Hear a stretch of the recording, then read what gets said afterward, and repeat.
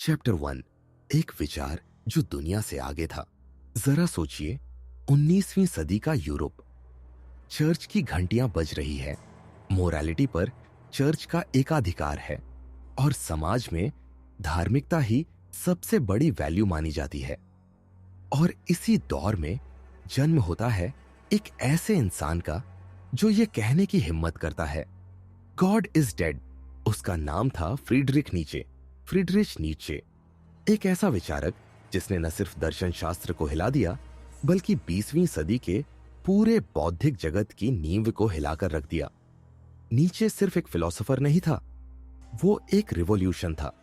एक विद्रोह जो धार्मिक विश्वासों, पारंपरिक नैतिकताओं और समाज के झूठे आदर्शों के खिलाफ खड़ा हुआ। नीचे का जन्म हुआ 1846 में जर्मनी के एक छोटे से कस्बे रॉकेन में। उनके पिता एक चर्च के पादरी थे और उम्मीद थी कि नीचे भी उसी रास्ते पर चलेंगे। लेकिन होनी को कुछ और ही मंजूर था। जब वो सिर्फ 5 साल के थे, तब उनके पिता की मृत्यु हो गई। इस घटना ने नीचे के जीवन पर गहरा प्रभाव डाला। बहुत कम उम्र में ही उन्होंने असाधारण बुद्धिमत्ता दिखाना शुरू कर दिया। संगीत, दर्शन, भाषा, हर विषय में उनकी गहरी पकड़ थी। सिर्फ 24 साल की उम्र में वह बासल यूनिवर्सिटी में प्रोफेसर बन गए। इस उम्र में जहां ज्यादातर लोग करियर की शुरुआत कर रहे होते हैं, नीचे अकादमिक जगत में एक जाना पहचाना नाम बन चुके थे। लेकिन यह सफर आसान नहीं था। नीचे को लगातार माइग्रेन, डिप्रेशन और स्वास्थ्य से जुड़ी समस्याओं ने घेरा रखा। उन्होंने शादी नहीं की, दोस्तियों में टूटन आई और 1899 में इटली की एक सड़क पर उन्हें मानसिक रूप से पूरी तरह टूटता देखा गया। कहा जाता है कि उन्होंने एक घोड़े को मार खाते हुए देखा और उसे गले लगाकर रो पड़े। इसके बाद उनका मानसिक संतुलन पूरी तरह डगमगा गया। फिर भी इसी संघर्ष, अकेलेपन और दर्द में उन्होंने वो दर्शन रचा जो आने वाली पूरी सदी को दिशा देने वाला था। नीचे की किताबें जैसे the spoke Zarathustra, the gay science, beyond good and evil, twilight of the idols केवल विचारों का संग्रह नहीं थी, वे क्रांतियों की किताबें थीं। वे ऐसे शब्दों से भरी थी जो पाठक को चौंका देते थे, हिला देते थे और सोचने पर मजबूर कर देते थे।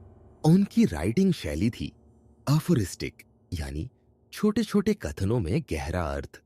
कभी कभी वे कवि की तरह लिखते, तो कभी क्रांतिकारी की तरह। नीचे के विचारों की सबसे अनोखी बात यह है कि वे सीधे सीधे आपको उत्तर नहीं देते। वे सवाल उठाते हैं, वे आपको परेशान करते हैं ताकि आप खुद से टकराए, खुद से सवाल करें, क्या मैं अपने विचारों का मालिक हूं या किसी और के थोपे हुए विश्वासों का गुलाम। नीचे के प्रमुख विचारों में से 4 सबसे जरूरी है। 1, विल टू पावर, एक आंतरिक ताकत जो हमें आगे बढ़ने, बेहतर बनने और खुद को पार करने की प्रेरणा देती है। 2, यूबरमेंश, सुपरमैन, ऐसा इंसान जो अपनी वैल्यूज खुद बनाता है, भीड़ से अलग सोचता है और अपने जीवन को खुद एक आर्ट की तरह गढ़ता है। 3, इटर्नल रिकरेंस, एक विचार प्रयोग कि क्या आप अपनी पूरी जिंदगी को बार बार वैसे ही जीना चाहेंगे जैसे अब तक जी है। 4, गॉड इज डेड, यह नहीं कि भगवान का अस्तित्व नहीं है, बल्कि यह कि पुराने धार्मिक मूल्य अब टूट चुके हैं और हमें नए अर्थ खुद खोजने होंगे। नीचे की सोच किसी भी सदी के इंसान के लिए चुनौती है। वो कहते हैं, जो तुम्हें नहीं मारता वो तुम्हें मजबूत बनाता है। लेकिन यह केवल जिम की टी शर्ट पर छपने वाली लाइन नहीं है। यह जीवन के सबसे कठिन समय में आत्मा की गहराई से निकली आवाज है।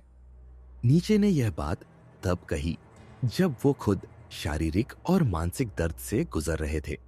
उनका दर्शन है लाइफ को यस कहना, चाहे उसमें कितना भी दर्द क्यों ना हो। उनकी सोच कहती है कि अगर तुम चाहो तो अपनी तकलीफ को भी पवित्र बना सकते हो। अगर तुम चाहो तो अपनी हार को भी वैल्यू में बदल सकते हो। लेकिन नीचे की फिलॉसफी सिर्फ पर्सनल डेवलपमेंट तक सीमित नहीं है। वे हमें यह भी दिखाते हैं कि कैसे पूरी संस्कृति, धर्म, नैतिकता, इन सब की जड़ें भी मनोविज्ञान में है। इंसान ने भगवान क्यों बनाए, गिल्ट और शर्म के जरिए समाज कैसे कंट्रोल करता है, भीड़ की मानसिकता कैसे मौलिक सोच को दबा देती है। नीचे इन सभी सवालों का सामना करते हैं। उनके विचारों का एक मुख्य उद्देश्य है सेल्फ ओवरकमिंग, यानी खुद को हर दिन थोड़ा बेहतर बनाना, अपने अंदर के डर, भ्रम और कमजोरियों को पहचान कर उन्हें पार करना।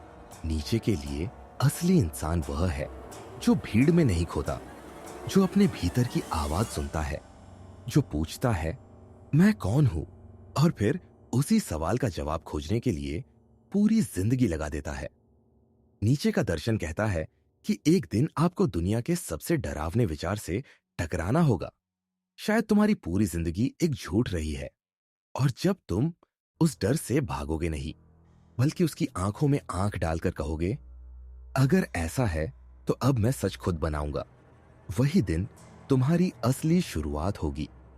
नीचे हमें डराते नहीं है, वे हमें तैयार करते हैं उस दुनिया के लिए जहां कोई गारंटी नहीं है, जहां पुराने नियम टूट रहे हैं, और जहां आपको अपनी नैतिकता, अपना पर्पस खुद गढ़ना है। तो अगर आप सचमुच में अपने आप को जानना चाहते हैं, अगर आप समाज की नकली परतों को हटाकर अपने असली चेहरे को देखना चाहते हैं, तो नीचे की किताबें आपकी सबसे खतरनाक लेकिन सबसे जरूरी साथी बन सकती है।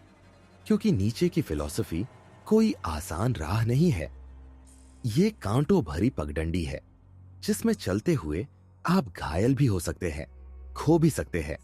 लेकिन अगर आपने दिल से इस राह को अपनाया तो शायद आप अपने जीवन के सबसे गहरे सत्य से मिलेंगे। और इसीलिए नीचे की बातों को समझना सिर्फ दिमाग से नहीं होता, इसके लिए आत्मा की आग चाहिए। Chapter 2, will to power. आपने कभी ऐसा महसूस किया है कि कुछ भी आपके कंट्रोल में नहीं है, कि लाइफ में चाहे जितनी कोशिश कर लो सब कुछ बिखर रहा है? उस मोमेंट में जब आप थक चुके होते हैं, जब हर तरफ हार ही दिखती है, और तभी अंदर से एक आवाज उठती है, रुक मत, उठ, फिर से कोशिश कर। नीचे इसी आंतरिक आवाज को विल टू पावर कहते हैं। पर यह कोई मोटिवेशनल कोट नहीं है, यह इंसानी आत्मा की गहराई से निकला हुआ दर्शन है। एक ऐसी रॉ फोर्स जिसे ना कोई स्कूल सिखाता है, ना कोई धर्म पहचानता है, लेकिन जो हर इंसान के अंदर होती है। शक्ति की भूख सिर्फ सत्ता नहीं। जब हम पावर शब्द सुनते हैं तो दिमाग में आता है राजनीति, पैसा, दूसरों पर नियंत्रण।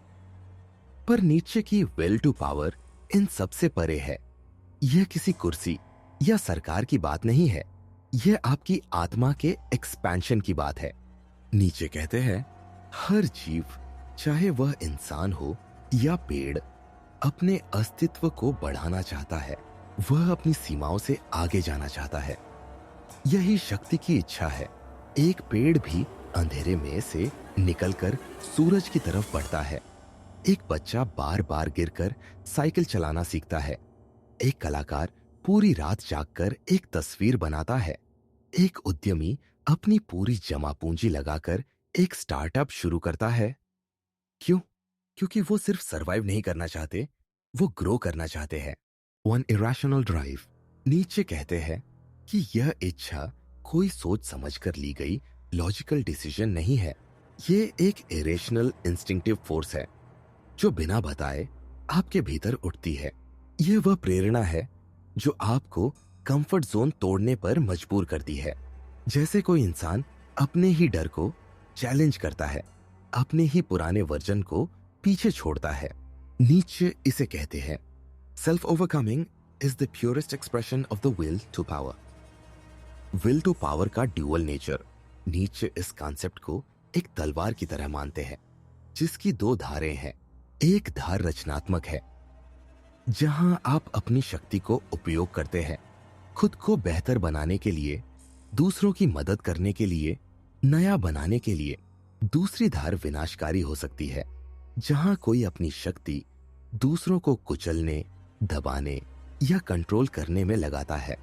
इतिहास में कई तानाशाहों ने अपनी विल टू पावर का दुरुपयोग किया, लेकिन वहीं पर एक साधु जिसने अपनी सारी शक्ति आत्म अनुशासन में लगा दी, वो भी उसी इच्छा का एक रूप है।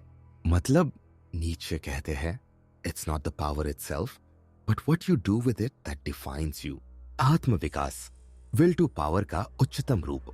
नीचे की नजर में सबसे महान इंसान वो है जो खुद को जीतता है, जो अपनी आदतों, सीमाओं, डर और भ्रम को पहचानता है और फिर हर दिन उनसे आगे बढ़ता है। जब आप जिम में खुद को चैलेंज करते हो, जब आप रिजेक्शन के बाद भी फिर से प्रयास करते हो, जब आप अपने अतीत को माफ करके आगे बढ़ते हो, तो आप विल टू पावर को सकारात्मक दिशा में जी रहे होते हो। मॉडर्न जिंदगी में विल टू पावर नीचे का दर्शन आज और भी ज्यादा प्रासंगिक है। आज जब हम हसल कल्चर, कंपटीशन और सोशल वैलिडेशन के जाल में फंसे हैं, नीचे हमें याद दिलाते हैं कि असली ताकत क्या है। एक एंटरप्रेन्योर जो नई वैल्यू क्रिएट करता है, एक यूट्यूबर जो भीड़ से हटकर अपनी अलग पहचान बनाता है, एक विद्यार्थी जो सोसाइटल प्रेशर को छोड़कर अपने पैशन को फॉलो करता है। ये सब उसी इनर फायर के उदाहरण है जिसे नीचे विल टू पावर कहते हैं। नीचे वर्सेस शोपेनहावर। नीचे ने ये विचार आर्थर शोपेनहावर के विल टू लिव कॉन्सेप्ट के जवाब में विकसित किया। शोपेनहावर कहते थे, जीवन सिर्फ अस्तित्व की इच्छा है। नीचे बोले, एग्जिस्टेंस तो बेसलाइन है, असली बात यह है कि तुम किस हद तक खुद को इवॉल्व करना चाहते हो। केवल जीवित रहना काफी नहीं, बढ़ना जरूरी है। हर स्तर पर विल टू पावर। नीचे मानते हैं कि यह ताकत सिर्फ इंसानों तक सीमित नहीं है। जीवन का हर रूप, जानवर, पौधा, समाज, संस्कृति, सब में ये इच्छा होती है। एक विचार जब वह दुनिया पर असर डालना चाहता है, एक सभ्यता जब वह अपने मूल्यों को फैलाना चाहती है। ये सब पावर की इच्छा की ही अलग अलग झलकियां हैं। चेतावनी, विल टू पावर और भीड़ में खो जाना। नीचे सावधान भी करते हैं, अगर किसी के भीतर अपनी शक्ति की पहचान नहीं है तो वो दूसरों के मॉरल कोड्स और हर्ड मेंटेलिटी में खो जाएगा। यानी अगर आप अपने भीतर की आग को नहीं पहचानते तो आप भीड़ की दिशा में बह जाओगे, जो सोचते हैं कि उन्हें क्या करना चाहिए, न कि वो जो करना चाहते हैं। असली सवाल आपकी विल किस दिशा में है। नीचे अंत में हमें एक कठिन सवाल के सामने लाकर खड़ा करते हैं, तुम किस चीज के लिए लड़ते हो? क्या तुम्हारी शक्ति सिर्फ दूसरों को प्रभावित करने के लिए है या कुछ ऐसा बनाने के लिए जो तुमसे बड़ा है? वे कहते हैं, find your fire, use it to become, not to control. Conclusion, Nietzsche की विल टू पावर सिर्फ एक दर्शन नहीं है, ये एक चैलेंज है। वो कहते हैं, अगर तुम्हारे अंदर कुछ बड़ा बनने की आग नहीं है तो तुम किसी और के बनाए रूल बुक से जिंदगी जियोगे। तो पूछिए खुद से, मेरे अंदर किस बात की आग सबसे ज्यादा जलती है? क्या मैं अपनी लिमिट्स तोड़ने को तैयार हूं? क्योंकि यही सवाल है जो तय करेगा कि आप भीड़ का हिस्सा बनेंगे या खुद का निर्माता। चैप्टर 3, यूबरमेंश, वह जो खुद को गढ़ता है। सोचिए, एक ऐसा इंसान जो भीड़ से नहीं डरता, जो अपनी वैल्यूज खुद तय करता है, जिसे समाज, धर्म या परंपरा यह नहीं सिखाती कि क्या सही है और क्या गलत। वो इंसान है नीचे का यूबरमेंश। एक ऐसा इंसान जो खुद अपनी आत्मा को एक कृति की तरह तराशता है, जो खुद को पुराने नियमों से मुक्त करता है और नए अर्थों का निर्माता बनता है। यूबरमेंश एक सुपर हीरो नहीं, बल्कि एक सुपर बीइंग। जब लोग पहली बार यूबरमेंश शब्द सुनते हैं तो अक्सर दिमाग में सुपरमैन जैसा कोई उड़ता हुआ किरदार आता है। नीचे के यूबरमेंश का इससे कोई लेना देना नहीं है। ये कोई शक्तिशाली, मसल से भरा कैरेक्टर नहीं है।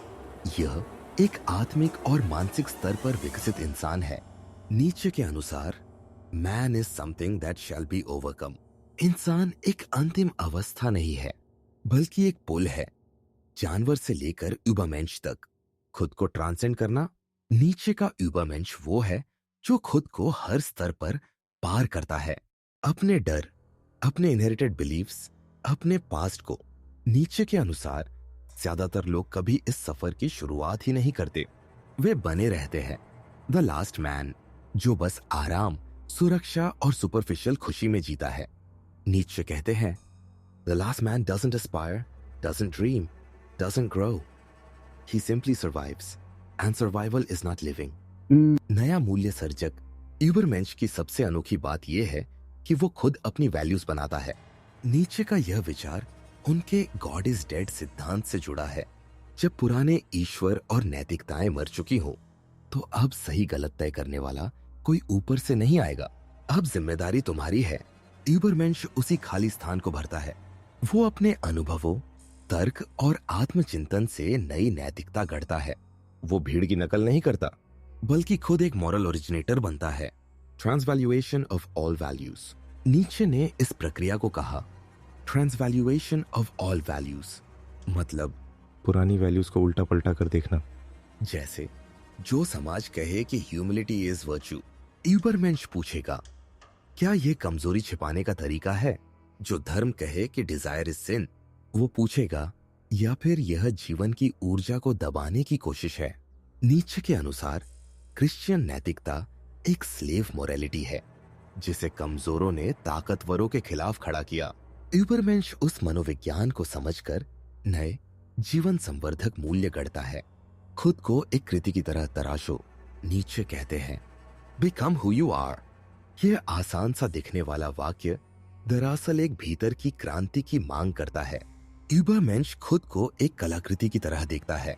वो अपने चरित्र, आदतों, सोच, शरीर सब को गढ़ता है, जैसे कोई मूर्तिकार पत्थर को तराशता है। वो दूसरों की स्वीकृति के लिए नहीं, बल्कि अपनी आत्मा की सच्चाई के लिए जीता है। लायन और बच्चा, दो रूपांतरण। नीचे कहते हैं कि आत्मा को 3 रूपों से गुजरना पड़ता है। एक, ऊंट, कैमल, जो भार उठाता है, समाज की अपेक्षाएं सहता है। 2, सिंह, लायन, जो कहता है, मैं क्यों मानूं। यह विद्रोह का चरण है, जहां आप नो कहते हैं पुराने धर्म, नियम, अथॉरिटी को। 3, बच्चा, चाइल्ड, जो नए मूल्य और नई मासूमियत के साथ यस कहता है। यह रचनात्मक चरण है, जहां आप खुद न्यू मीनिंग बनाते हैं। यूबरमेंश इस तीसरे चरण का प्रतीक है, जहां नकार के बाद रचना शुरू होती है। अमोर्फती, अपनी किस्मत से प्रेम। नीचे का यूबरमेंश सिर्फ अपनी वैल्यूज नहीं बनाता, वो अपने पूरे जीवन को पूरी तरह स्वीकारता है। सुख, दुख, हार, त्रासदी, सब कुछ। इस स्वीकृति को नीचे कहते हैं amor fati, love your fate. यूबरमेंश ये नहीं कहता काश मेरी लाइफ अलग होती। वो कहता है जो हुआ वही मेरा पद था और मैं उसे प्यार करता हूं। ये पूर्ण आत्म स्वीकृति का दर्शन है। ऐतिहासिक और आधुनिक उदाहरण। नीचे ने कभी किसी को यूबरमेंश नहीं कहा। यह कोई प्रमाण पत्र नहीं है, लेकिन आज हम कुछ उदाहरणों से समझ सकते हैं कि कौन इस विचार के करीब पहुंचता है। महात्मा गांधी, जिनका सत्य और अहिंसा का मार्ग भीड़ से बिल्कुल विपरीत था। विक्टर फ्रैंकल, जिन्होंने नाजी कैंप्स में भी अपनी आत्मा को स्वतंत्र बनाए रखा। एलोन मस्क, जिसने कन्वेंशनल थिंकिंग को तोड़कर एक नई दिशा दिखाई। नीचे कहते, ये सब इम्परफेक्ट होंगे, लेकिन हर इंसान जो खुद को ट्रांसेंड करता है, वो इस दिशा में चल रहा है। क्या हम सब यूबरमेंश बन सकते हैं? नीचे का जवाब है, शायद कभी पूरी तरह नहीं, पर यह एम ही हमारी ग्रोथ की दिशा तय करता है। जब आप अपने विचार खुद चुनते हैं, जब आप डर के बजाय ईमानदारी से फैसले लेते हैं, जब आप अपनी लाइफ को एक मिशन की तरह जीते हैं, तो आप हर दिन थोड़ा थोड़ा यूबरमेंश बनते जा रहे होते हैं। अंतिम चुनौती। नीचे हमें चैलेंज करते हैं। क्या तुम अपनी सीमाओं से आगे जाना चाहते हो? क्या तुम खुद को एक मास्टरपीस बना सकते हो? यूबरमेंश कोई एक्सटर्नल लक्ष्य नहीं है, वो आपके भीतर का सर्वोच्च संस्करण है। आप उसे पा नहीं सकते, आप उसे बनते हैं हर दिन, हर निर्णय के साथ। Chapter 4, eternal recurrence. कल्पना करो, एक रात जब तुम पूरी तरह अकेले हो, अंधेरा है, कोई नहीं है आसपास, तभी एक रहस्यमय आवाज तुम्हें बुलाती है। वो कहती है, तुम जो जिंदगी अब जी रहे हो, हर एक पल, हर गलती, हर सफलता, हर आंसू, हर हंसी, यह सब तुम्हें बार बार जीना होगा, बिना किसी बदलाव के, एक अनंत लूप में। क्या तुम खुशी से कहोगे, हाँ मैं तैयार हूं, या तुम जमीन पर गिरकर कहोगे, नरक है ये, नहीं चाहिए ऐसी जिंदगी बार बार। नीचे के दर्शन का यह सबसे रहस्यमय, सबसे उलझाऊ और चुनौतीपूर्ण विचार है, इटर्नल रिकरेंस, यानी सनातन पुनरावृत्ति। क्या है इटर्नल रिकरेंस? नीचे इसे एक थॉट एक्सपेरिमेंट के रूप में पेश करते हैं। वो नहीं कहते कि यह सच में होगा, बल्कि यह पूछते हैं, क्या तुम ऐसी जिंदगी जी रहे हो जिसे तुम बार बार जीना चाहोगे? यह कोई विज्ञान का नियम नहीं है, यह एक दार्शनिक लिटमस टेस्ट है, तय करने का कि क्या आपका जीवन ऐसा है जिस पर आप गर्व कर सके। जिंदगी को उल्टा घुमाना। नीचे लिखते हैं, क्या होगा अगर एक राक्षस तुम्हारे पास आए और कहे, तुम्हें यही जिंदगी हर दर्द और हर खुशी के साथ अनंत बार जीनी पड़ेगी। उसी क्रम में बिना किसी बदलाव के यह विचार आपको हिला सकता है। सोचिए, वो सारे गलत फैसले, वो सारी असफलताएं, वो दुखद रिश्ते, वो खोए हुए मौके, अगर वो सब फिर से हो लाखों बार। नीचे पूछते हैं, क्या तुम कहोगे, यस मैं दोबारा जी लूंगा, या कहोगे, नरक है ये, इसका असली मकसद लाइफ को जांचना। नीचे का उद्देश्य डराना नहीं है, वो आपके जीवन की गुणवत्ता को एक सवाल से तौलना चाहते हैं। क्या तुम अपनी जिंदगी को इतना एक्सेप्ट करते हो कि तुम उसे फिर से जीने को तैयार हो? अगर हां, तो तुम लाइफ अफर्मिंग हो, अगर नहीं तो शायद कुछ बदलने की जरूरत है। नीचे का ये कॉन्सेप्ट कहता है, live each moment as if it will return eternally. बदलाव नहीं, स्वीकार्यता। इस विचार की सबसे गहरी बात यह है, आप कुछ बदल नहीं सकते, कोई व्हाट इफ नहीं, कोई काश ऐसा ना होता नहीं। बस एक सवाल, क्या तुम उसे वैसा ही अपनाने को तैयार हो जैसा वह है? यह एक्सेप्टेंस का चरम रूप है। नीचे इसे कहते हैं, amor fati, love your faith, will to power का अंतिम परीक्षण। नीचे का विल टू पावर कहता है, अपने भीतर की आग से खुद को तराशो। इटर्नल रिकरेंस पूछता है, क्या तुमने जो तराशा वो इतना सार्थक है कि तुम उसे अनंत बार दोहरा सको? यह अंतिम सेल्फ ऑनडेट है। अगर आप जो कर रहे हैं वो सिर्फ सर्वाइवल है, सिर्फ पैसा, वैलिडेशन या दूसरों की उम्मीदें पूरी करना, तो शायद इटर्नल रिकरेंस आपको डरा देगा। लेकिन अगर आप पैशन, पर्पस और ऑथेंटिसिटी से जी रहे हैं तो आप कह पाएंगे, यस लेट इट रिपीट। आधुनिक जिंदगी में इटर्नल लूप। आज की जिंदगी कई लोगों के लिए पहले से ही एक लूप जैसी है। सुबह उठो, जॉब करो, सोशल मीडिया स्क्रॉल करो, सो जाओ, और फिर दोबारा वही। नीचे कहते हैं, अगर तुम्हारी जिंदगी लूप जैसी ही है तो कम से कम ऐसा लूप बनाओ जो जीने लायक हो। हेडोनिज्म नहीं, मीनिंग। कुछ लोग इसे सुनकर कह सकते हैं, तो बस मस्ती करो, पार्टी करो, एंजॉय लाइफ। नीचे ऐसा नहीं कह रहे। इटर्नल रिकरेंस सिर्फ प्लेजर की बात नहीं करता, ये पर्पस की बात करता है। नीचे पूछते हैं, क्या तुम्हारे डिसीजंस इतने ऑथेंटिक हैं कि तुम उन्हें बार बार चुनो?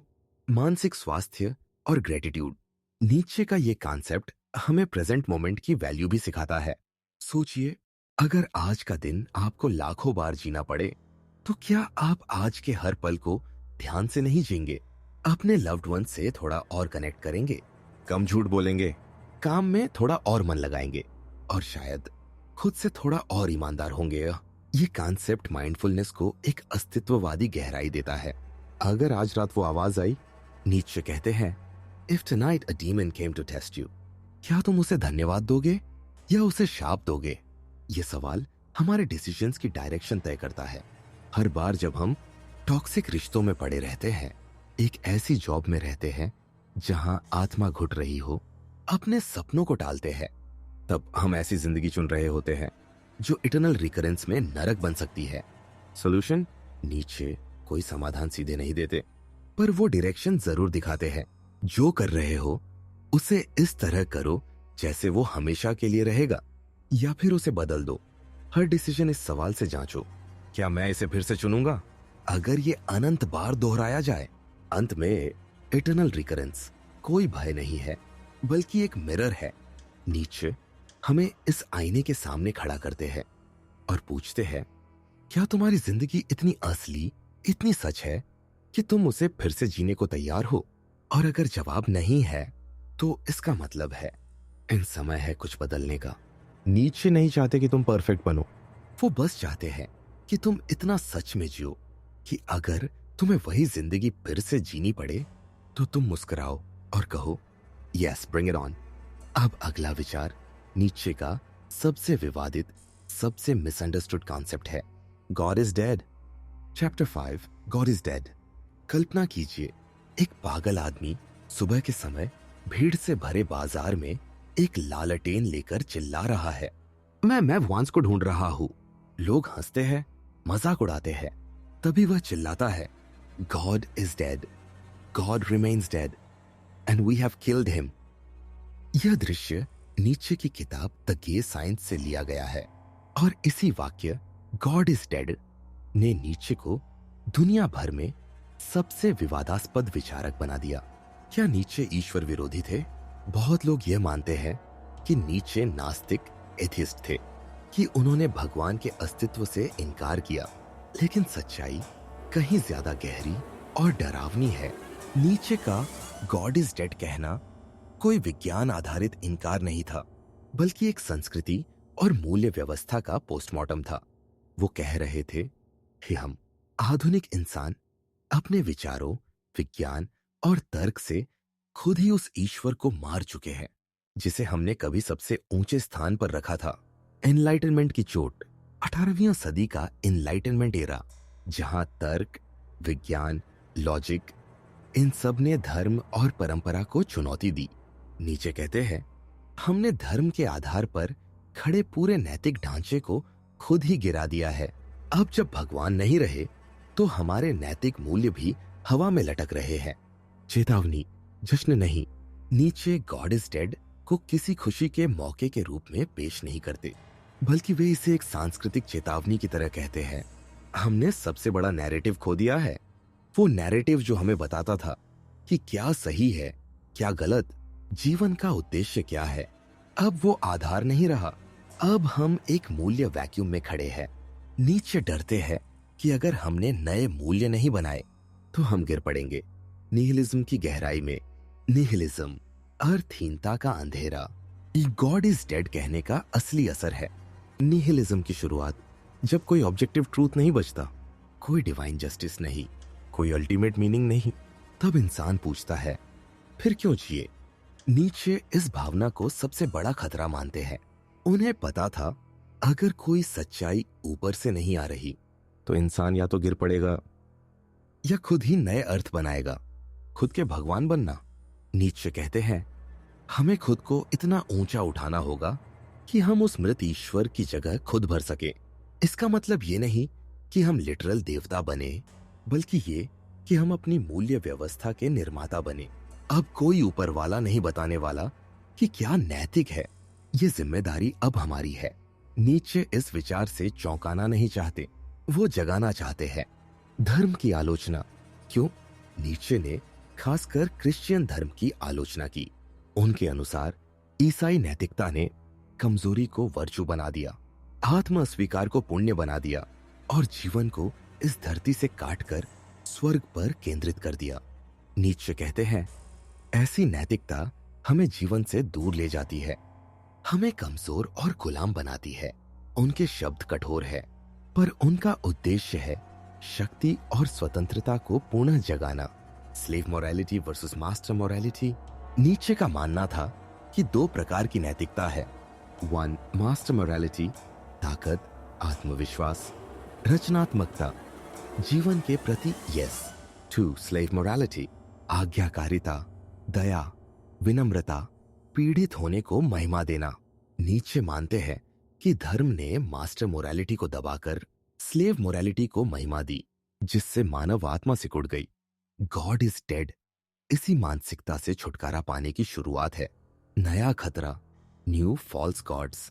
नीचे चेतावनी देते हैं कि जब पुराना भगवान मरता है तो इंसान अक्सर नए नकली भगवान बना लेता है, जैसे nationalism, money, fame, social media validation. आज के समय में ये सब चीजें कई लोगों के लिए नए धर्म बन चुके हैं। नीचे इन्हें कहते हैं न्यू आइडल्स। तो क्या करे? नीचे का गॉड इज डेड कहना महज एक मृत्यु घोष नहीं है, ये एक आह्वान है। अब जब पुराने मूल्य खत्म हो गए हैं, तो अपने अंदर वह शक्ति खोजो जो नए मूल्य बना सके। वो हमें तैयार करते हैं कि हम इस शून्यता को सिर्फ झेले नहीं, बल्कि कुछ नया गढ़े। यही रास्ता है निहिलिज्म से बाहर निकलने का, एक नई शुरुआत की मांग। नीचे ने ये शब्द लिखकर पूरी सदी को हिला दिया। उन्होंने कहा, हमने उस चीज को मारा है जो हमारी पूरी संस्कृति का आधार थी। अब हम कहां जाएंगे? कौन से खेल, कौन से त्योहार इसे भर सकेंगे? यह शब्द एक प्रेरणा है कि अब समय है जिम्मेदारी लेने का। समापन विचार। नीचे का गॉड इज डेड कोई मजाक नहीं था। यह एक दार्शनिक जिम्मेदारी है कि अब हम खुद तय करें। हम किसे पूछते हैं? क्या हमें नैतिक बनाता है? जीवन का अर्थ क्या है? नीचे हमें अंधेरे में नहीं छोड़ते। वो हमें चुनौती देते हैं कि हम ही अपनी रोशनी बने और उस रोशनी में अपनी नई नैतिकता, नई चेतना और नई संस्कृति की शुरुआत करें। अब जब ईश्वर की मौत हो चुकी है, तो खाली जगह में क्या उगेगा? नीचे का उत्तर है, तुम उगोगे अगर तुम चाहो। Chapter 6, master morality versus slave morality. सोचिए, आप किसी ऐसे समाज में रहते हैं जहां ताकतवर होना पाप है, जहां साहस और आत्मविश्वास को घमंड कहा जाता है और जहां दर्द सहना ही पुण्य समझा जाता है। अब सोचिए, इस नैतिकता को किसने बनाया, क्यों बनाया? नीचे के अनुसार ये सब हुआ साजिशन। एक गुप्त मनोवैज्ञानिक युद्ध हुआ जिसमें कमजोरों ने अपने शोषण का बदला एक नैतिक क्रांति से लिया और इस युद्ध ने जन्म दिया स्लेव मोरालिटी। नैतिकता की उत्पत्ति, नीचे की चुनौती। नीचे हमसे एक कठिन सवाल पूछते हैं, क्या जो कुछ हमें नैतिक सिखाया गया है वह वाकई नैतिक है या सिर्फ इतिहास की एक चाल? उनका उत्तर साफ है, मॉरल सिस्टम्स भी साइकोलॉजिकल कंस्ट्रक्ट्स है और उनका सोर्स है शक्ति की राजनीति। मास्टर मोरालिटी, शक्तिशाली की दृष्टि। नीचे के अनुसार मास्टर मोरालिटी वह नैतिकता है जो उत्पन्न होती है सशक्त, आत्मनिर्भर, उच्च आत्मा से। इसमें अच्छा, गुड का मतलब होता है शक्तिशाली होना, सृजनात्मक होना, ईमानदार होना, अपने मूल्य खुद बनाना, जीवन को यस कहना। बुरा, बैड का मतलब है कमजोर, निष्क्रिय, निर्भर, डरपोक, आत्म इनकार से ग्रस्त। मास्टर मोरालिटी आत्म गौरव से उपजती है। यह कहती है, मैं अच्छा हूं क्योंकि मैं मूल्यवान हूं। स्लेव मोरालिटी, पीड़ित की प्रतिक्रिया। इसके विपरीत स्लेव मोरालिटी का जन्म होता है दमन, अपमान और असहायता से। जब कमजोर लोग ताकतवरों से लड़ नहीं पाए तो उन्होंने नैतिकता के स्तर पर पलटवार किया। नीचे कहते हैं, they call the strong evil and their own weakness virtue। Slave morality में अच्छा है दया, सहनशीलता, विनम्रता, आत्मनियंत्रण। बुरा है ताकत, आत्मविश्वास, असर्टिवनेस। यह एक मनोवैज्ञानिक पलटवार है जहां हार को आध्यात्मिक जीत में बदला गया। रिसेंटिमेंट, दमन की आग। नीचे ने एक शब्द इस्तेमाल किया, रिसेंटिमेंट, फ्रेंच से लिया गया, जो एक अवरोधित क्रोध, ईर्ष्या और द्वेष की भावना है। जब कोई इंसान जवाब नहीं दे सकता, वो उस ताकतवर को पापी घोषित कर देता है। नीचे कहते हैं, slave morality arises not from strength but from weakness and the need to justify it। यह एक रक्षात्मक तंत्र है जिसमें कमजोर अपने इंफीरियर होने को स्पिरिचुअल सुपीरियोरिटी बना देते हैं। धर्म और स्लेव मोरालिटी नीचे विशेष रूप से क्रिश्चियन नैतिकता की आलोचना करते हैं। वो कहते हैं, ब्लेस्ड आर द मीक, दीन दुखी धन्य है। यह वाक्य कमजोरी को महिमा मंडित करता है। डिजायर को पाप बना दिया गया, प्राइड को घमंड कहकर दबा दिया गया, एम्बिशन को त्याग का विरोधी बना दिया गया। नीचे कहते हैं, these are not universal truths, they are defensive tools. समाज में फैली हुई स्लेव नैतिकता आज भी आप देख सकते हैं। जो असर्टिव हो उसे एरोगेंट कहा जाता है, जो एम्बिशियस हो उसे सेल्फिश कहा जाता है, जो अपने मूल्य खुद बनाए उसे रिबेलर कहा जाता है। नीचे कहते हैं, ये नैतिक जाल है ताकि कोई भी मास्टर मोरालिटी की तरफ न बढ़ पाए। मोरल हिपोक्रेसी नीचे को नैतिकता का सबसे घातक रूप लगता है। मोनोचर्मी, छद्म भलाई यानी मोरल हिपोक्रेसी। जब लोग बाहर से कहते हैं, मैं सबके लिए दयालु हूं, लेकिन अंदर से जलते हैं, द्वेष पालते हैं। नीचे लिखते हैं, moral systems don't promote virtue, they hide envy, cowardice and resentment. Master morality का पुनरुद्धार नीचे का लक्ष्य है। नैतिकता को पुनः परिभाषित करना, इंसान को उसके वास्तविक पोटेंशियल की ओर ले जाना, स्लेव मोरालिटी की मेंटल चेन्स तोड़ना। नीचे का आदर्श व्यक्ति जो अपने अंदर की विल टू पावर पहचानता है, जो अपने मूल्यों का निर्माता बनता है, वह मास्टर मोरालिटी की दिशा में बढ़ता है। नैतिकता का पुनर्निर्माण, नीचे कहते हैं, don't inherit morality, create it. यह आसान नहीं है, यह सवालों से भरा रास्ता है। क्या मेरी दया कमजोरी है? क्या मेरा त्याग दिखावा है? क्या मेरी भलाइयां बोरोड है? पर यही सवाल आत्म जागरूकता लाते हैं, व्यक्तिगत जीवन में नैतिक जागरूकता। नीचे की यह सोच हमें मजबूर करती है कि हम अपने दैनिक जीवन में देखें, क्या मैं खुद सोच रहा हूं या इनहेरिटेड मोरालिटी पर जी रहा हूं? क्या मेरी विनम्रता दरअसल डर है? क्या मेरी नेकदिली वैलिडेशन के लिए है? नीचे पूछते हैं, आर यू ट्रूली गुड और जस्ट मोरली ओबीडियंट? समापन विचार, नीचे हमें चुनौती देते हैं कि हम अपनी नैतिकता का पुनर्मूल्यांकन करें। गुड और ईविल कोई डिवाइन ट्रूथ नहीं है, वे इतिहास, शक्ति संतुलन और मानसिक प्रतिक्रियाओं की उपज है। नीचे कहते हैं, अगर आप महान बनना चाहते हैं तो आपको इनहेरिटेड मॉरल चेन्स तोड़नी होंगी। स्लेव मोरालिटी आपको एक अच्छा गुलाम बना सकती है, पर मास्टर मोरालिटी ही आपको एक स्वतंत्र आत्मा बनाती है। चैप्टर 7, नाइहिलिज्म। जब सब अर्थ खो जाते हैं। कल्पना कीजिए, आप एक गहरे अंधे कुएं में गिर रहे हैं। नीचे कोई जमीन नहीं, चारों ओर सन्नाटा, और हर वो चीज जिसमें आपने कभी विश्वास किया था वो सब हवा में बिखर चुकी है। अब कोई ईश्वर नहीं, कोई परम नैतिकता नहीं, कोई अल्टीमेट ट्रूथ नहीं। आप सोचते हैं, अगर कुछ भी सच नहीं है तो फिर क्या फर्क पड़ता है मैं क्या करता हूं?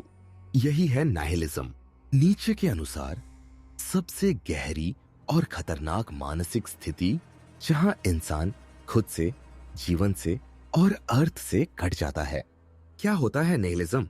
नीचे के अनुसार निहिलिज्म का अर्थ है जब जीवन में कोई उद्देश्य, कोई मूल्य और कोई वास्तविकता महसूस न हो।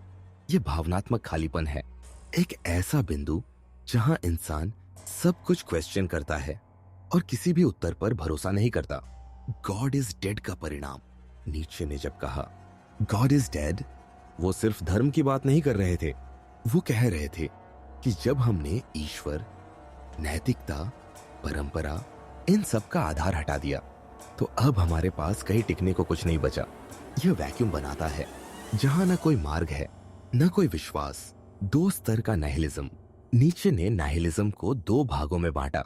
1, पैसिव नाइहिलिज्म, जब इंसान मायूसी से भर जाता है, कहता है कोई मतलब नहीं है तो कुछ क्यों करना। यह स्थिति अवसाद, अनुत्साह और आत्मविनाश की ओर ले जाती है। 2, एक्टिव निहिलिज्म, जब इंसान पुराने अर्थ को तोड़ने के बाद नए अर्थ गढ़ने को तैयार होता है। यह विद्रोह की शुरुआत है, एक सर्जक की चेतना।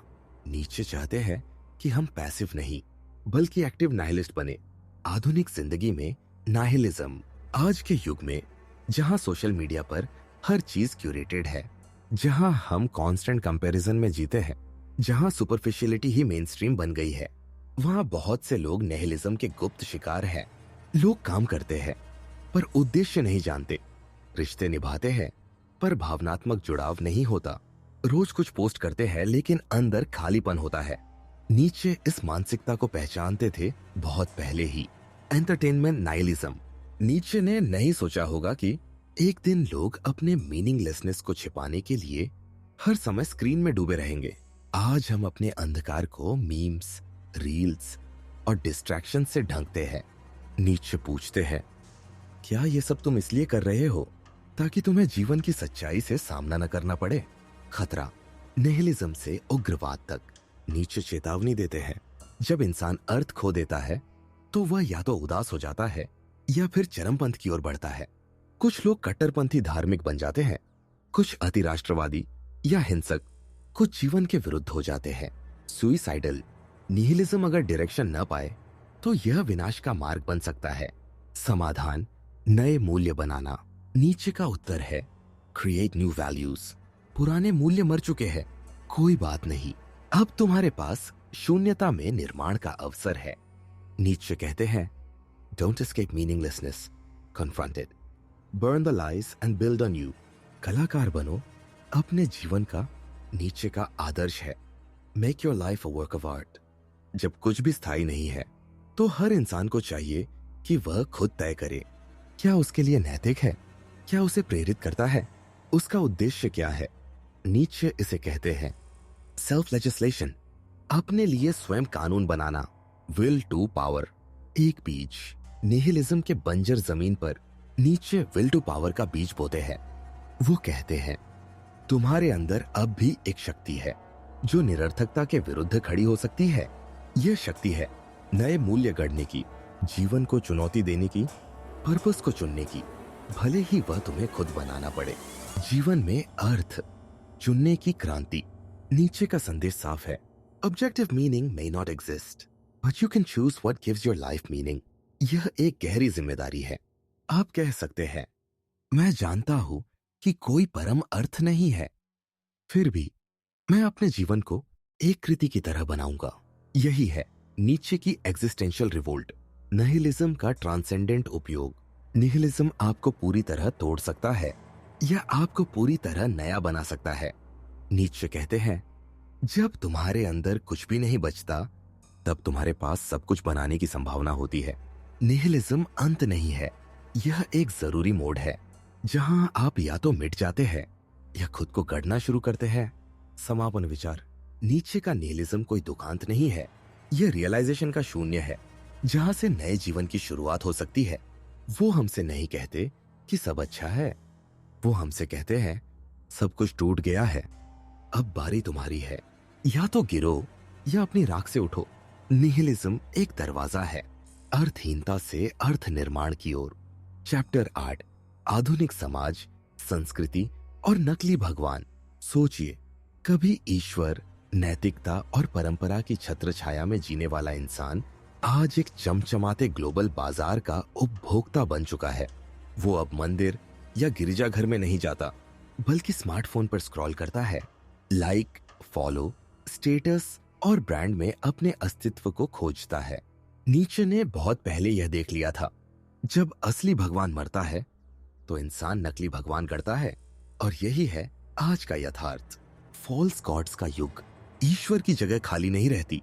नीचे कहते हैं man cannot live without worship, he must find something higher to submit to.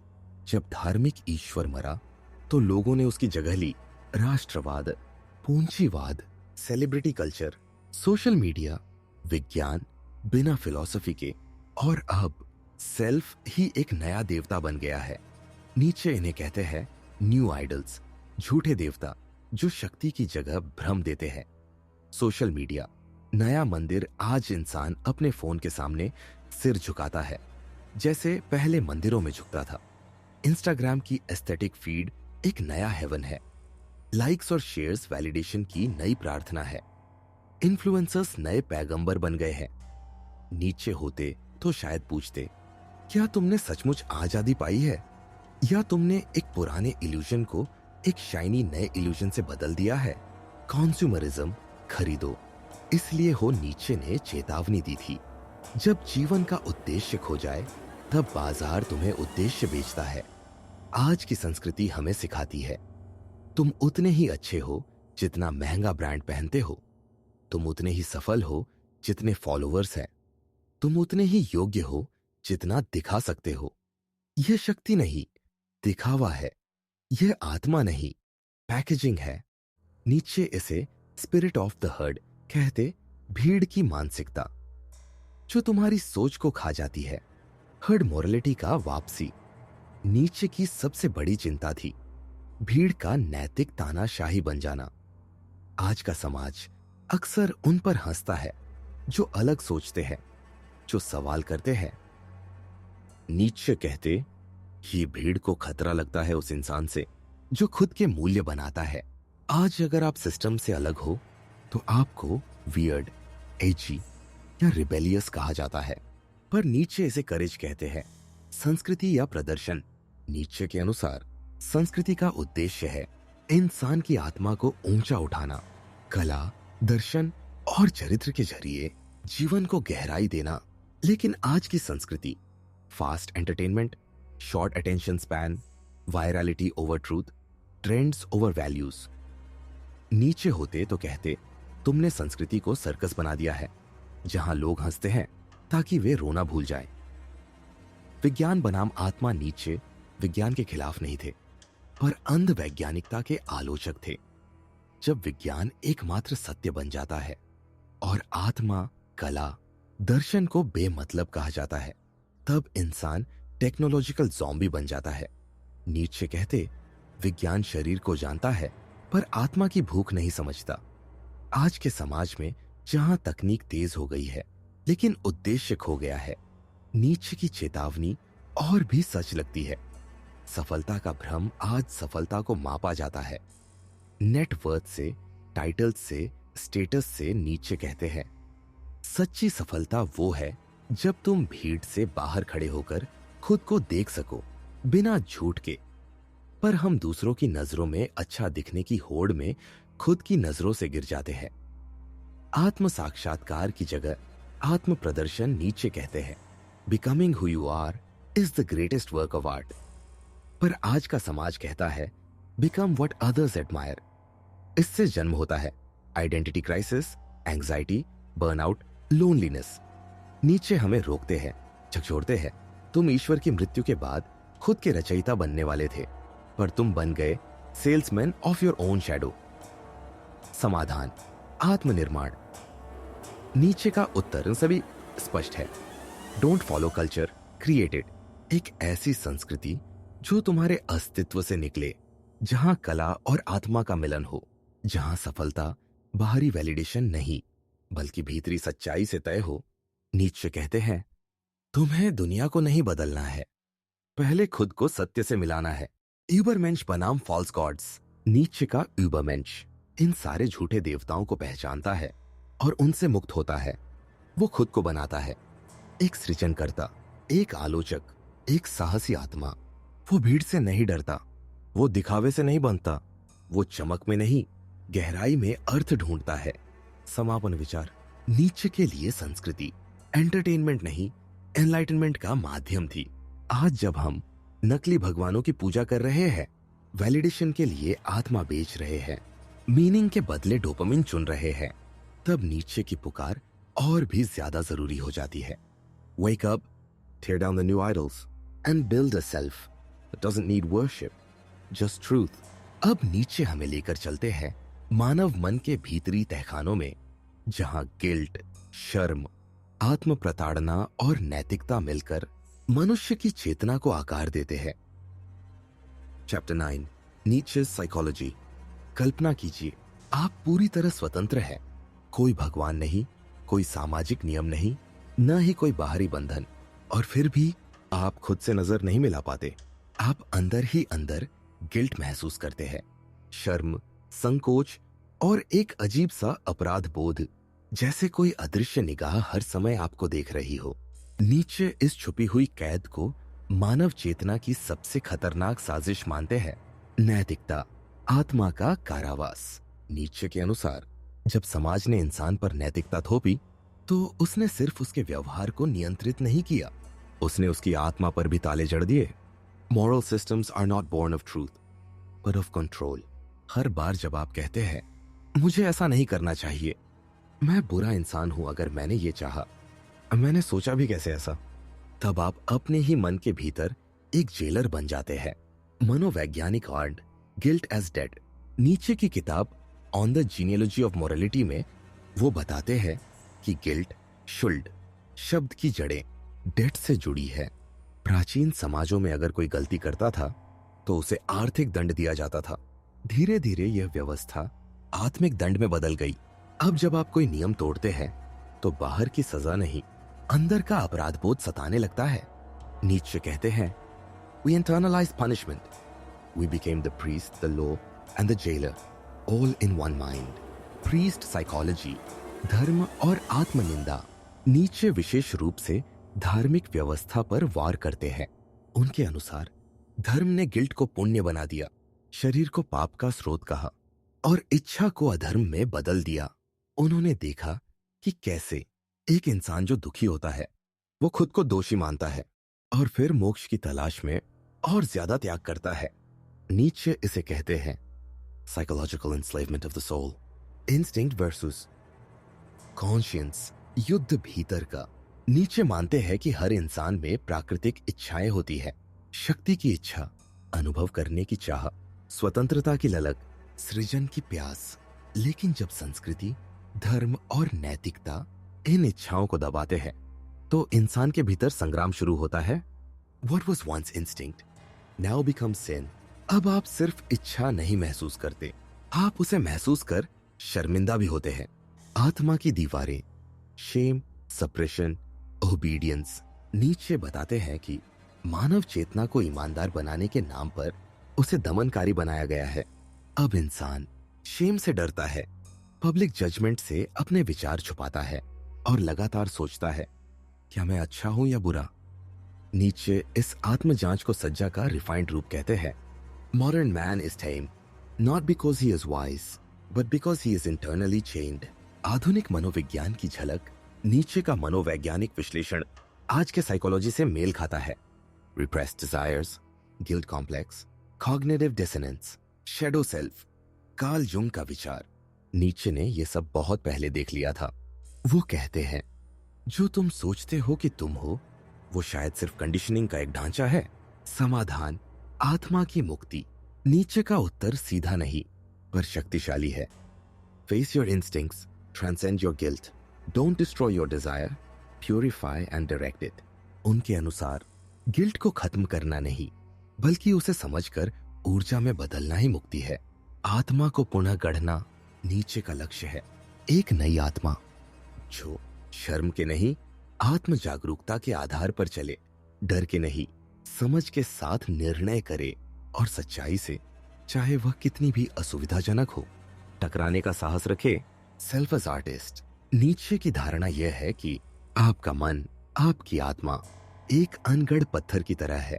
आप चाहे तो उसे धर्म, समाज और परंपरा के औजारों से एक और गुलाम की तरह गढ़ सकते हैं, या आप एक कलाकार बन सकते हैं जो अपने इंस्टिंक्ट्स को पहचानता है, गिल्ट से बाहर आता है और आत्मा को स्वतंत्र आकार देता है।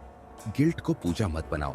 नीचे चेतावनी देते हैं जो आत्मदंड को पुण्य समझते हैं वे कभी मुक्त नहीं हो सकते। कई बार लोग दुख में मीनिंग ढूंढने लगते हैं। नीचे इसे एस्थेटिक आइडियल कहते हैं, जहां इंसान खुद को चोट पहुंचाकर इस भ्रम में जीता है कि वो पवित्र हो रहा है। वो पूछते हैं, क्या तुम जीवन के प्रति यस कहते हो या सिर्फ दुख को गले लगाकर अपने अस्तित्व को सहन कर रहे हो। समापन विचार। नीचे का मनोविज्ञान किसी थेरेपी जैसा नहीं बल्कि एक दार्शनिक क्रांति जैसा है। वो हमें दिखाते हैं हमारी आत्मा कैसे सामाजिक कंडीशनिंग से बंधी है, कैसे नैतिकता ने हमें खुद के खिलाफ खड़ा कर दिया और कैसे गिल्ट सबसे रिफाइंड स्लेवरी है। नीचे हमें आमंत्रण देते हैं, आत्मा को आजाद करो, न कि सिर्फ बाहर से बल्कि भीतर के उस झूठ से जो तुम्हें शर्मिंदा करता है सिर्फ इसलिए क्योंकि तुम इंसान हो। Chapter 10 the philosophy of individualism. एक सवाल, क्या तुम सचमुच वो इंसान हो जो तुम खुद को मानते हो, या तुम दूसरों की उम्मीदों, परिवार की मान्यताओं, धर्म की शिक्षाओं और समाज के आदर्शों का मिश्रण हो। नीचे की नजर में इस सवाल का सामना करना सबसे बड़ा अस्तित्ववादी युद्ध है। इंडिविजुअल वर्सेस सोसाइटी, अंतहीन संघर्ष। नीचे के अनुसार हर इंसान का जन्म होता है एक भीड़ के भीतर, जहां उसे बताया जाता है कैसे सोचना है, क्या पहनना है, किसे पूजना है, कैसे सफल होना है और यहां तक कि क्या चाहना है। नीचे पूछते हैं, अगर तुम्हारी सारी सोच उधार की है तो तुम कौन हो। उनके लिए वास्तविक व्यक्ति वह है जो समाज के सभी नकाबों को उतारकर स्वयं तक पहुंचे। द फॉल्स सेल्फ, एक सामाजिक मुखौटा। नीचे मानते हैं कि हर इंसान एक फॉल्स सेल्फ लेकर जी रहा है, एक ऐसा चेहरा जो उसने दुनिया को दिखाने के लिए गढ़ा है। ये चेहरा स्मार्ट दिखता है, ये नियमों को मानता है, ये तारीफ चाहता है और सबसे ज्यादा स्वीकृति चाहता है। नीचे कहते हैं, the greatest enemy of becoming yourself is the desire to be accepted. स्वतंत्रता, लेकिन किससे? हम सोचते हैं मुझे स्वतंत्रता चाहिए। नीचे पूछते हैं किससे? सिस्टम से, सरकार से, माता पिता से? नीचे का जवाब है सबसे पहले अपने भीतर के झूठ से। उनकी नजर में सबसे पहली और असली क्रांति होती है अपने भीतर के बोरोड वैल्यूज को पहचान कर छोड़ना। कंपैरिजन आत्मा का जहर। नीचे चेतावनी देते हैं कि जब इंसान अपना मूल्य दूसरों से तुलना करके तय करता है तो वह कभी स्वयं को जान ही नहीं सकता। आज के समाज में कंपैरिजन हर जगह है। कौन ज्यादा कमाता है, किसके ज्यादा फॉलोअर्स हैं, कौन ज्यादा सुंदर है, कौन ज्यादा सक्सेसफुल है। नीचे इसे मूल्यहीनता की प्रतिस्पर्धा कहते।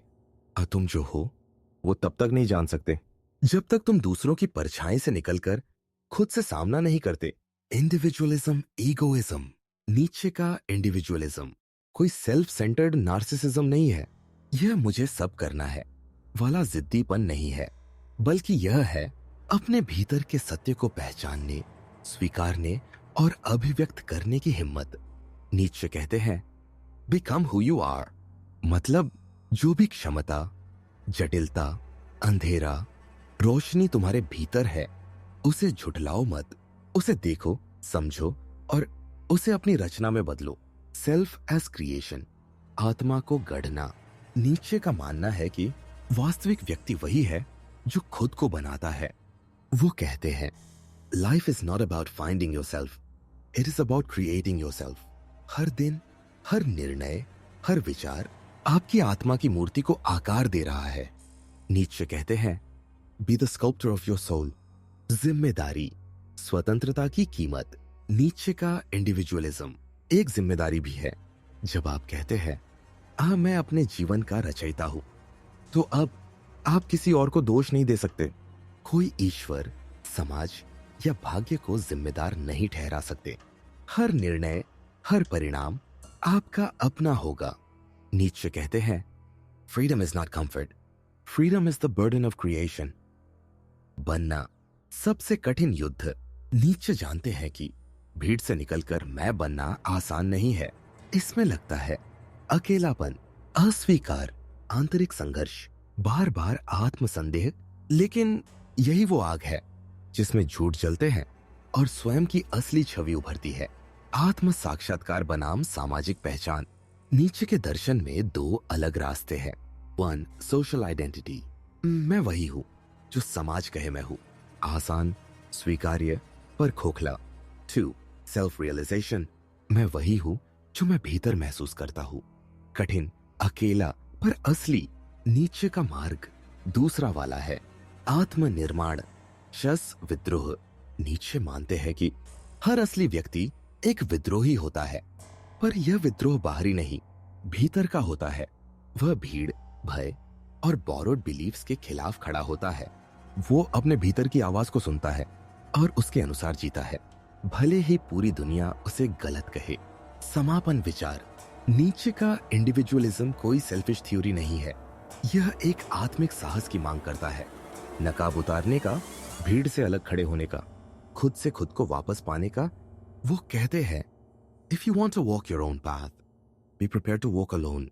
क्योंकि अंततः वही इंसान सच्चा होता है जो अकेले में भी वही रहता है जो वह भीड़ में था। Chapter 11, will to live. एक आदमी पहाड़ की चोटी पर खड़ा है। नीचे गहरी खाई है, हवा तेज है और चारों ओर सन्नाटा। कोई ईश्वर नहीं है, कोई उद्देश्य नहीं है, कोई ये कहने वाला नहीं कि क्या सही है और क्या गलत। और फिर वो खुद से पूछता है, क्या इस सब के बाद भी जीने की कोई वजह बचती है? नीचे के दर्शन में यही सवाल सबसे अंतिम, सबसे कठिन और सबसे ईमानदार सवाल बन जाता है जब जीवन ही सवाल बन जाए। नीचे कहते हैं, He who has a why to live can bear almost anyhow।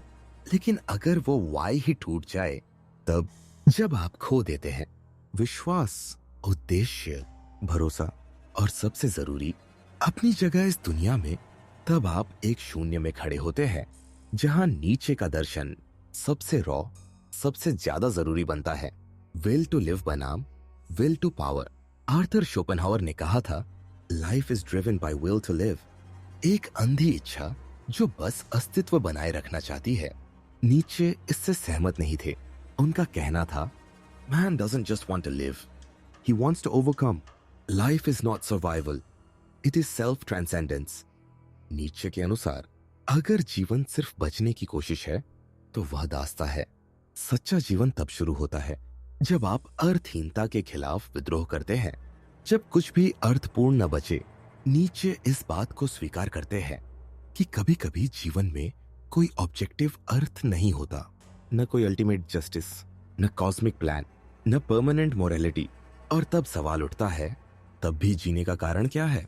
नीचे का उत्तर बहुत सरल है और बहुत भयानक भी, because you can create it. जीने की जिद, आसगु, अर्थ गढ़ने की हिम्मत। नीचे कहते हैं, be the flame that gives light to your own darkness. जब आप टूट जाते हैं, जब कुछ बचता नहीं, तब भी आप कह सकते हैं, मैं फिर से उठूंगा, मैं अपने लिए अर्थ बनाऊंगा, मैं जीने को सिर्फ रिएक्शन नहीं, क्रिएशन बनाऊंगा। ये कोई आशावाद नहीं है, ये एग्जिस्टेंशियल डिफाइंस है।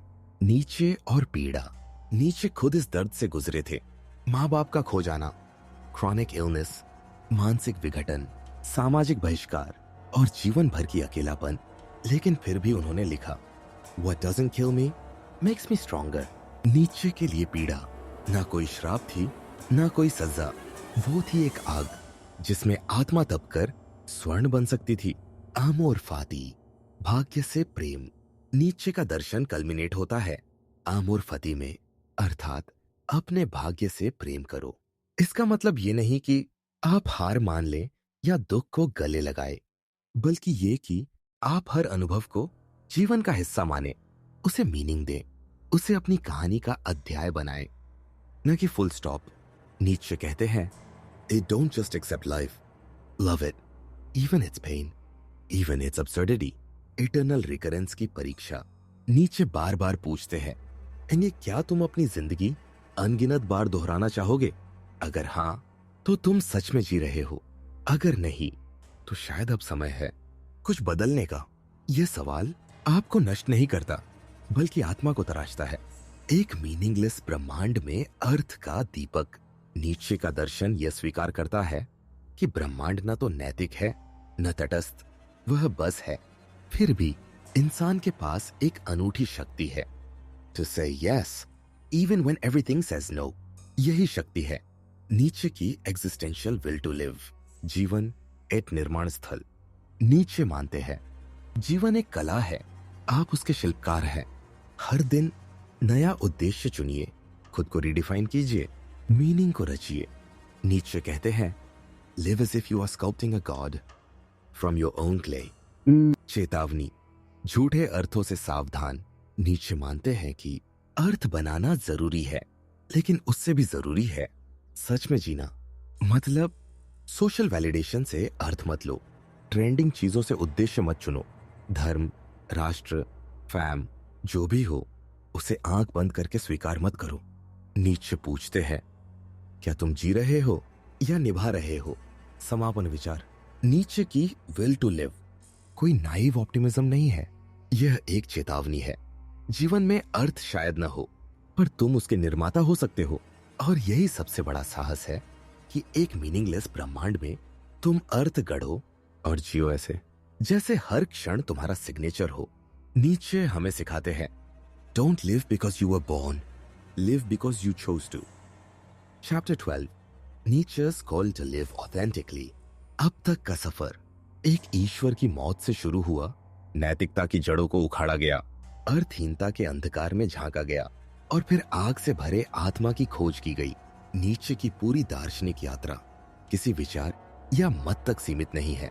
यह एक आग्रह है कि तुम अपने जीवन को एक झूठ नहीं, बल्कि एक कला बनाओ, समाज की नकल या आत्मा की सच्चाई। नीचे पूछते हैं, क्या तुम जी रहे हो या सिर्फ निभा रहे हो? उनके लिए सबसे बड़ा पाप है अहंकहा जीवन, एक ऐसा जीवन जो सिर्फ इसलिए जिया गया क्योंकि सब ऐसे ही जीते हैं। नीचे के लिए जीवन एक स्क्रिप्ट नहीं है जो किसी ने पहले ही लिख दी हो। वह कहते हैं, live dangerously, Build your cities on the slopes of Vesuvius. यानी उस ज्वालामुखी पर जियो जहां मौत भी तुम्हें रोक न सके। जीवन ऑन एक निर्माण स्थल नीचे बार बार दोहराते हैं, be the artist of your life. मतलब अपने विश्वासों को चुनो, अपने मूल्य खुद बनाओ, अपने अंधेरों से दोस्ती करो और अपनी आत्मा को एक कविता की तरह गढ़ो। नीचे जीवन को एक स्टैटिक रियलिटी नहीं बल्कि एक निर्माण की प्रक्रिया मानते हैं। हर दिन तुम या तो भीड़ बनते हो या एक रचनाकार। चुनौती, मीनिंग गढ़ना नीचे मानते हैं। कोई परम सत्य नहीं है, कोई तय उद्देश्य नहीं, कोई अंतिम न्याय नहीं। तो फिर नीचे का उत्तर है, तो तुम ही सब कुछ हो, तुम ही न्याय हो, सत्य हो, उद्देश्य हो। तुम्हारे जीवन का अर्थ तुम्हारे कर्मों में लिखा जाएगा और कहीं नहीं। ये डरावना है क्योंकि अब कोई बहाना नहीं बचता।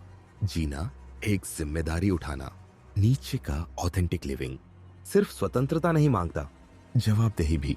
अगर तुम कहो मैं खुद के नियम बनाऊंगा, तो यह भी कहो मैं हर परिणाम का मालिक भी हूं। नीचे के लिए यस कहना जीवन को गले लगाना है, उसकी खूबसूरती को भी और उसकी क्रूरता को भी। जीवन एक परीक्षा। हर दिन नीचे एटर्नल रिकरेंस के जरिए पूछते हैं, क्या तुम अपनी आज की जिंदगी बार बार जी सकते हो? अगर नहीं, तो वो कहते हैं समय है बदलने का।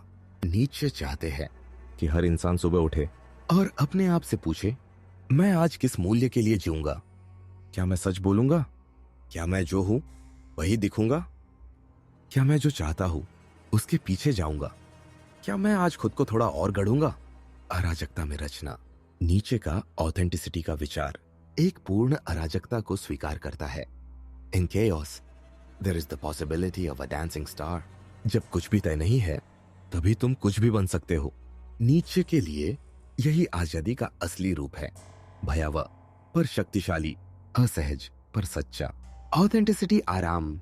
नीचे कभी ये नहीं कहते कि अपना सच्चा स्वरूप जीना आसान है, बल्कि वह कहते हैं तुम अपने जीवन का भार उठाओ, अपनी सीमाओं को पहचानो और फिर भी कहो मैं फिर भी जीऊंगा।